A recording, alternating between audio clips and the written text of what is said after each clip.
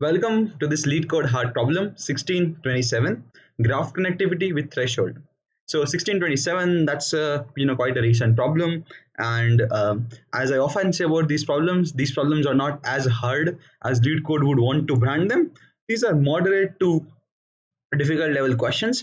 You just need to know what is the right data structure, and then you are there, right? You are let me just increase my volume a bit.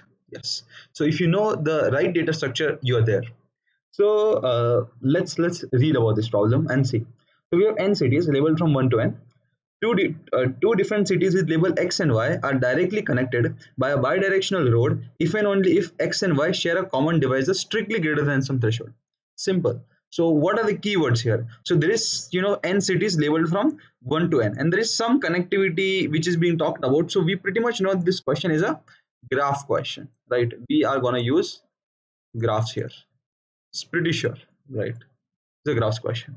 Right now, the point is that there's a bi-directional road. So what we are going to use is we are not only going to use graphs, but we are also going to use undirected graphs. Right? If and only if x and y share a common divisor strictly greater than some threshold.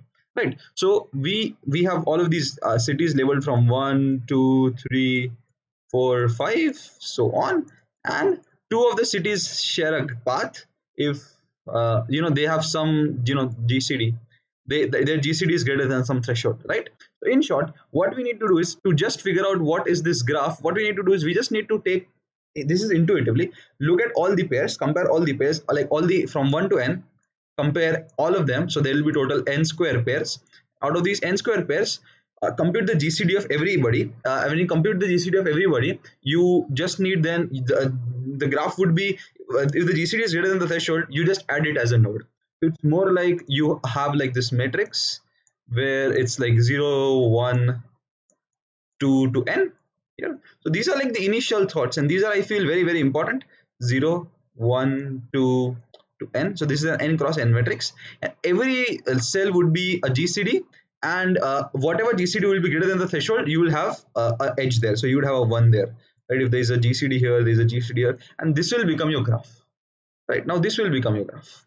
So the question is that so formally you don't need to know any of this, because this is just fancier way of saying what they're saying, right?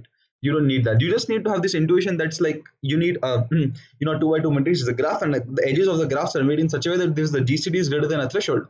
Then you have a graph, right? Now, given two integers n and a threshold, an array of queries, you must determine for each query if cities I and bi are connected, right? Or there is a path between them. So very, very, it's interesting question, but a standard question. What you need to know is you need to know how to construct the graph. Once you're able to construct the graph, you are done. You are pretty much, you just then need to do graph connectivity. So this problem is divided into two parts. Part one is, construct the graph. See, that is also important, right? Construction of the graph is part. Part two, on the other hand, is oh, I just took the full stop from here. I'm sorry. Yeah, part two is find the connected components. Right. So now, I mean, it's very simple. So the point is that how should we approach part one, right? And first of all, to like these are all the examples. So this is like the threshold is 2, n is 6. So list all the numbers from 1 to 6. Wherever the the GCD is greater than 2. So basically the GCD is greater than 2, strictly greater than 2. So there's this word called strictly greater than a threshold. So it's not 2, it's 3 or more.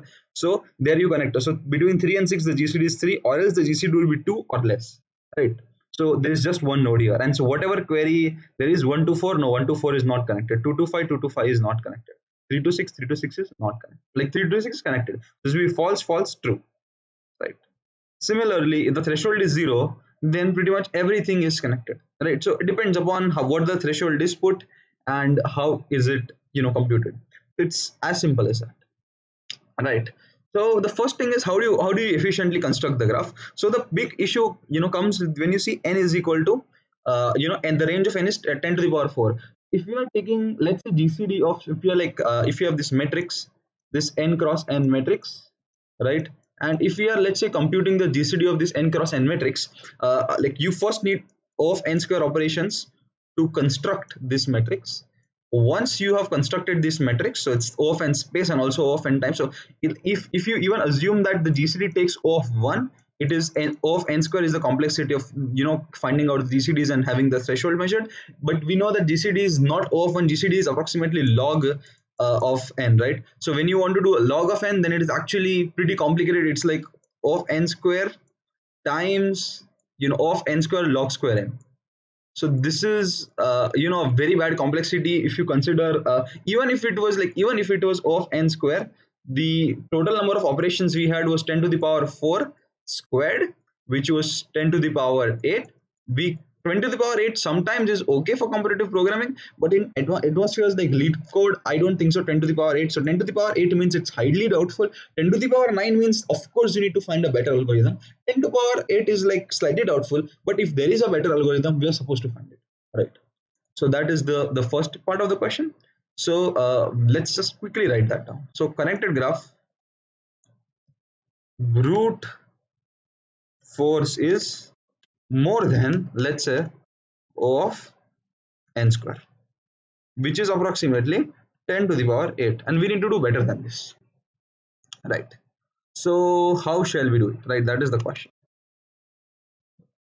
Now checking divisibility is a problem which we have encountered multiple times, even in when you're doing like basic algorithms. And one of the best places where we saw this was at the CU of iris converses, right? Or primality checking. So one smart way of actually going about doing this thing would be iterating it the way you did it in the prime CV. So let's see what I mean by that. It's a pretty simple method. So we have, like, let's say j is like we have these two variables I and j, which we care about, right? Now for this I and j, what we could do is we could say, like, let I go from 1 to, let's say, n, right? Then I will range from 1 to n. What we do is we just check, like, j would be, so if you want to have a common divisor with j, you need to make sure that j is a multiple of I. So you start j as 2, like you start j as 2i, 3i, 4i, 5i, until like you reach n, right? There would be some I before this and some I after this, but until you reach n. So if you are able to do this, then these numbers, so from I is 1 to n, and this would be j, like the second loop, j is 2i, 3i, 4. So automatically this j and I will have some common divisor. There is 2, there is 3, there is 4, there is 5, so on and so forth, right? So initially what we are doing, initially we are checking all n numbers for 1, like for j is equal to 1, we are checking all n numbers. Then for j is equal, like for I is equal to 2, this n by 2 numbers we are checking because we are skipping by 2. With I is equal to 3, we are checking just n by 3 numbers because we are skipping by 3, right? We are skipping by 4, so on and so forth. So instead of like instead of O of n square, where we are checking n numbers in every I, irrespective of, like, we're checking n numbers for I is equal to 1, I is equal to 2, I is equal to 3, I is equal to 4, till n we are checking n numbers of the complexity of O of n square. What we're doing is, for for I is equal to 1, like there are n j's possible, right? For I is equal to 2, there are just n by 2 j's, because it will be like 2i, 3i, 4, 5, 4, 6, 8, so on and so forth. Then we'll skip by 3, so it's 3i possible. Then we'll skip by 4, so this n by 4 I possible, right? J is possible, right? So these are the number of possible j's. So overall, the complexity of then looping through the numbers will actually become, and this is this is like n plus n by 2 plus n by 3, so on and so forth. So this is nothing but n plus 1 plus 1 by 2 plus 1 by 3 plus 1 by 4 dot dot dot dot till 1 by n, right? So this thing is actually well known in literature. It's called the nth harmonic number. What is it called? It is the nth harmonic number, right? So now what we see is that the complexity O reduces to n times the nth harmonic number, right? Euler showed that the nth harmonic number is big O of log x. like the series of 1, 1 by 2, 1 by 3, 1 by n grows as fast as log n. This log is for a constant called the Euler-Marconi constant, but it is approximately big of log n, which means that we reduce the complexity of listing the graph as n into log n, from n into n square, right? So this is the first and the most important thing. Now this is a tractable thing, right? This is n into log n. We use, this is the iterating through the GCD trick, and we reduce it to n times log n, and this is reasonably, approximately 10 to the power 4 5-ish, right? So this is actually much more tractable, right? So yes, what will we do? We'll just write a pseudocode for int I is equal to 0 is equal to 1. So from 1 we are iterating to let's say we until I becomes n, I plus plus. Now for j we are skipping I every time we skip I. So for j is equal to 2 times I, so because we are already checking I, 2 times I, j greater than equal to n, j not j plus plus, we have to increment j by I, right? Plus equals, right? Because it will be like I 2I, I 3I, I 4I. Automatically we are looking at numbers which have which require GCD, right? We are not checking any futile pairs, right? So accordingly, and then we have some logic here to build the graph and do whatever we want, right? So this is actually the first part.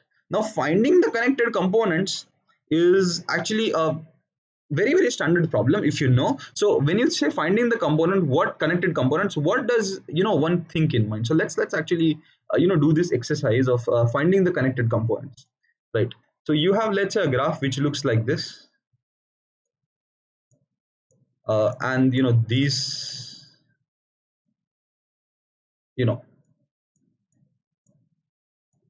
let's say this is the case, right? This is how the graph looks like, and we want to we are interested in finding out which of these are like connected, right? So what one could do is, we are given this one and this one, check whether these two are connected or not. So what we could do is we could do a DFS. We could do a DFS in this, and we'll see that this ends up into a null pointer. And when we realize that during the DFS of this, we are not able to reach this node, we can say that this is not reachable. Like both of them are not connected. While let's say if we are we are given the problem to check the between this one and whether this is connected, we start a DFS here or we start a DFS here, and eventually we are reaching the node which we want to say. Then we say that it is connected. So the standard way of checking whether something is connected or not connected in a graph is actually using the depth first search. And there is nothing bad in the depth first search. Only thing is that it is actually an exponential time complexity algorithm, and for big complex graphs, like for 10 to the power 8 nodes, what you need, like less than 10 to the power 8 nodes, but like 10 to the power 4 nodes and connections between them, DFS actually does not tend to work. So to find connected components, what we have is basically something called a disjoint set or a union find, right? A union find. Now a union find, basically you need to, if you don't totally understand what the union find is, I think this is not the video for you, because you need to go to a data structure, like it's called a disjoint set data structure. You need to go to your advanced data structure classes or data structure classes to actually study them. But I can briefly introduce you to what they are. So let's say we have these graphs, 2, 3, nodes, 4, 5, 6. Okay. Now, if somebody tells me that 1, 4, and 5 are connected, so you have like 1, 4. You construct a tree out of these. Let's draw this more clearly. So we are given that 1, 4, and 5 are connected, and 2 and 3 are connected. So 1, 2, not 1, 2, 1, 4, and 5 are connected. 1, 4, and let's say 5 are connected, right? And 2 and 3 are connected, let's say. So we have, in this data structure, what we do is we represent all of them by trees. We represent all of these by trees. And now what happens is, see, if you say that whether the query comes that whether is 5 connected to 4, So what you do is you check the parent of 5. So the parent of 5 is 1, the parent of 4 is also 1. So you go to the highest part of the need. If both of them share the same root node, then we can say that both of them are connected. Now if you say 4 and 3, are they connected? You check the root node of this is 1 and the parent node or the parent node of 3 is 2. So they are not connected. So somebody asked you this question, is 1 and 2 connected? You check the root node of 1, the root node of 1 is itself 1 and the root node of 2 is itself 2. So 1 and 2, both of them are not the same, so they are not connected. Is this is 3 here. Is 5 and 1 connected? The root node of 1 is 1, the root node of 5 is also 1, both of them are same, so 1 and 5 are connected, right? So basically, how are we able to get this property, right? So because that is what we want to do. So initially, if you are given these ordered pairs, let's say 1 4 1 5, or no, let's say there is no 1 5, there is like 5 4, and there is this order pair called 2 3, right? So what you do is you initially start with no connections whatsoever, right? Nothing is connected to, nobody is a parent of anything, right? Everybody is a graph of size 1. You go to the first order pair and you say, okay, 1 and 4 are connected. So what you do is you take this 4, right, and you connect it with 1. Now if somebody queries you, the parent of 4 is 1 and the parent of 1 is 1 itself, right? So this is done.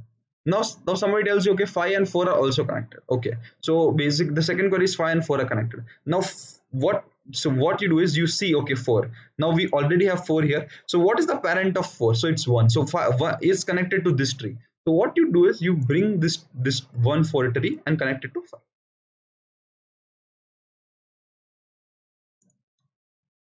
1 4 tree and you connect it with 5. Second, there is this 2 3 connection, and what you do is you just connect this 2 and 3 here together. And once you do that, you basically got what we had before, right? So then you can just check the parent of both of them. You can check the parent of all of them and just see what they are. So there is this find operation in which you are trying to find the parent, and then there is this merge union operation when we are trying to merge these different arrays. The issue that happens is, as you saw, that the chain can grow long, and this traversing this tree and finding the parent could be big of n. So what happens is that there is something called a path compression step, in which if somebody is trying to find out the parent of 4, what we typically tend to do is we typically also we encountered 1 in the way. So for both 4 and 1, what we do is we just connect them this way. We just say for both 4 and 1, whatever we connected in the way. So let's use white here. So we encountered 4 and 1. So 4 becomes also attached this way, and 1 also becomes attached this way. If there was something else, we would have also attached that. Let's say 8, we could have attached 8 this way. Right, so that it's very easy to check what the parent is, right? This is called this is path compression. So this is one of the optimization. So this is the union find data structure. This is just a brief about the union find data structure. What you can do is you can refer any data structure book and you can look at disjoint set and you would see this, right? So let's go and implement a disjoint sets. Now, how are these disjoint sets useful? So you can just, as a experiment, if they are merged in the same set, you can very easily figure out that they're connected or not. So the idea is that use disjoint sets. Cool, right? So let's basically implement our disjoint sets. For those who those people who don't know how do you implement disjoint sets, this also can be a tutorial for how do you implement disjoint sets in C++, because you need to do that because there is no standard library except the Boost library which actually does this, and Boost is not allowed in competitive coding. So you just say class union find, okay, and you just say this thing. Now there's this public method. So first we have the constructor. Now how would the constructor look like is the question, and how would the constructor look like? The answer would be the constructor would be union find int n. We take n, and what we so we also have before we have this, we also have a vector int size and parents, right? We first what we do is we first just have parent, right? That's a good name. Okay, we say that size dot resize n, and parent dot resize. Did we change the shape of these things? Sorry. Now what we do is we iterate through all of these nodes for int I is equal to 0 to I smaller than n, I plus plus. We iterate through all of these nodes, and what we do is we just say size of the first the parent of every node is actually itself at this point of time, because it's just it's itself, right? There's just one node which is itself, and the size of it is also one because there's just one node which is itself, right? So this is the union. This is just the initialization of the constructor of the union find it data structure. We also have the method called find or find parent. Generally, like the way it's called find in literature, but the way I read it is find parent. So what does find parent take? So find parent takes in a node n. Let's say it's a vertex v, and for this v, what it does is it if v is equal to the parent of v, right? If this is the case, then we have to just return v. We don't need anything else. If this is not the case, else, right, what we do is we just return v is equal to find. Okay, we want to say that the parent of what we have. Yeah, so what we would want to say is that the parent of what we have v is equal to whatever we find on an upper layer. So the upper layer is parent of. So recursively this will actually encounter all the vertexes in the way to find the parent, and all of them would be assigned the topmost parent. So instead of having this O of n, it will be just they will be distributed evenly on just one level rather than having n levels. So this is the path compression.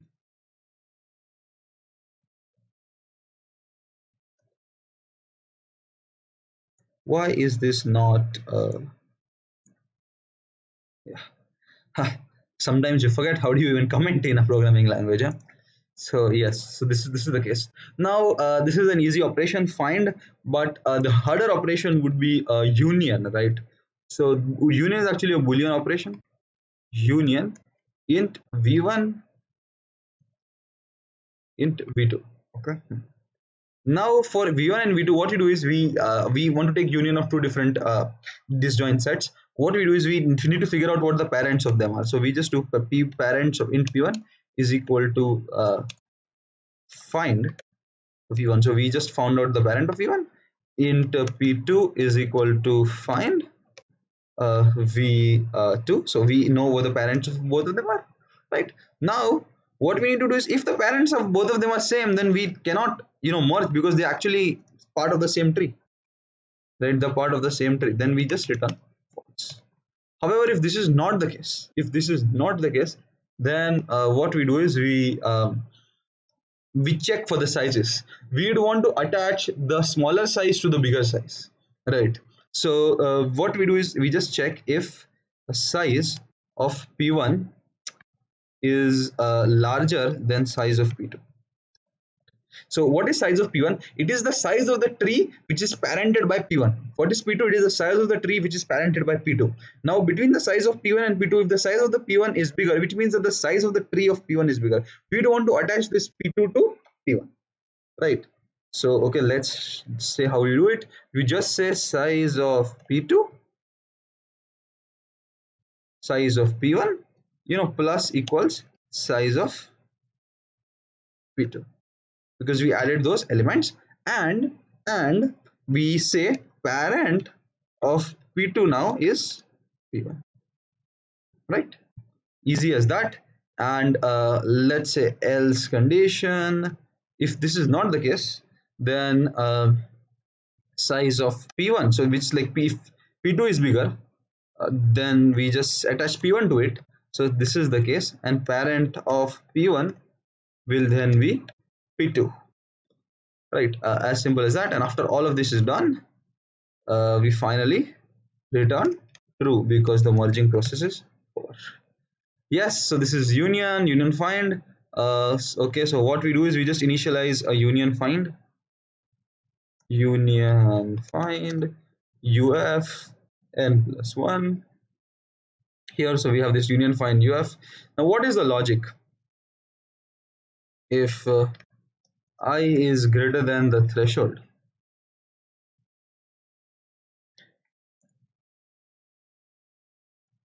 if I is greater than the threshold, then we know that, we don't need to check even GCD because we already know that they have a common GCD. So what you just do is you just say that both of them are connected. How do you say that both of them are connected? You just merge both of them. You just join both of them. So you just say uf dot union I comma j. Done. Right. You check these thresholds. You've gone through this loop. Then what you do is you do vector of bool answers. I think that was what is expected. What is expected? Okay, true and false array. So that's like vector of bool answer. And as always, int p1 is equal to int pi. Let's say int pi is equal to find. Let's find the parent of. Oh, then you need to check every query, right? Yeah. So for auto and oh, sorry, I just screwed something. Computer magic. We are back, and q in the query vector. So this is like pointer to every query we have for all the queries. What we need to do is we need to let's say int qa. We'll have like we'll also have two integers. You know qa and q. Qi and no, not q, pi and pj. So parents of I and parents of j. We just look at what is the parent of I. The parent of I is find.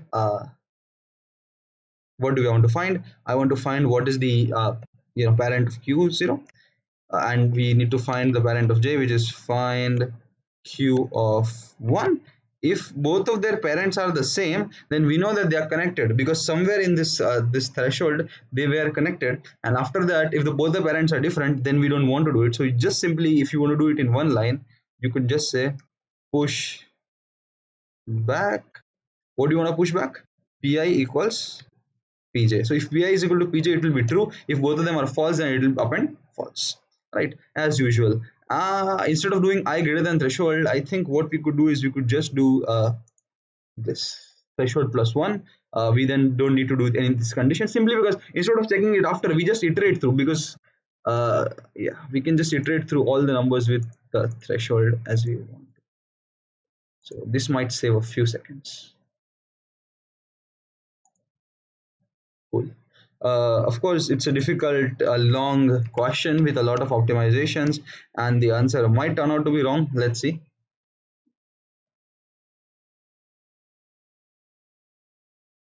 Okay. Oh yeah, this is important. Class is in C++, ends with a colon.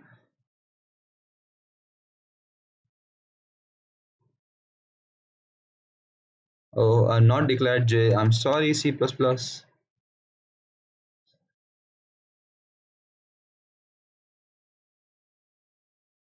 Okay, uf dot find. I'm sorry, which one to find? Uf dot find. Silly mistakes.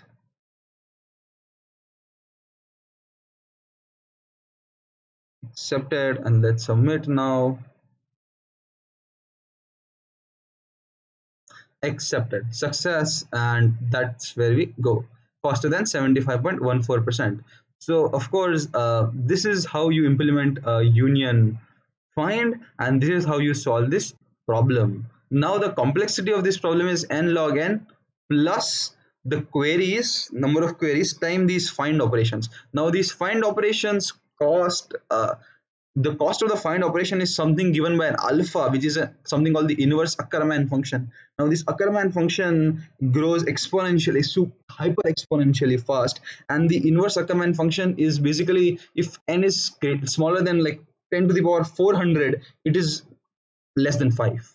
So pretty much this is not quite constant. It grows, but it's very, very, very, very, very slowly growing constant, right? So this is like it for all practical values of n, for n to the power this, I think it is 2. The value of for n greater than smaller than 10 to the power 4, the value of the union find of that would be less than 2, like the O of 2. So O of 2 is nothing but it's constant, and since it's constant, the complexity is around about asymptotically n log n plus q, like the number of queries, the n log n for doing this, plus pretty much constant times query 2 times q, but then there is constant time queries. Like it's n log n plus q, right? So the final complexity is O of n log n to make the graph, plus q, number of queries, times the inverse Ackermann function. But this is the constant for reasonable. So this is approximately n log n. So that is how we solve this problem, right? If you had done DFS, there would be some exponential term here, and if you had not done the optimization of n log n, there would be some quadratic term here, right? Inverse Ackermann function, you could always look up Wikipedia. Wikipedia is a really nice source of it. And if you want to look up who Ackermann was an amazing mathematician. He was one of the last students of David Hilbert. If you're interested in math history, that is one very good, one very interesting fellow to go follow on Wikipedia. Since he's no more, he doesn't have Twitter, right? So thank you so much for this question, and hopefully you got to understand, graph connectivity, union find, or anything that is relevant. So please do like, share, and subscribe, and stay tuned for more content. And I'm always looking for more suggestions. What questions do you find difficult? Please do say. I'm always ready to make videos. Leetcode hard problems, I'm always ready to make videos. Even there are, like, if there's concepts, and this channel is, I've made this channel to help people, and that is what I want. I just want your suggestions, and I serve them for you. Thank you so much.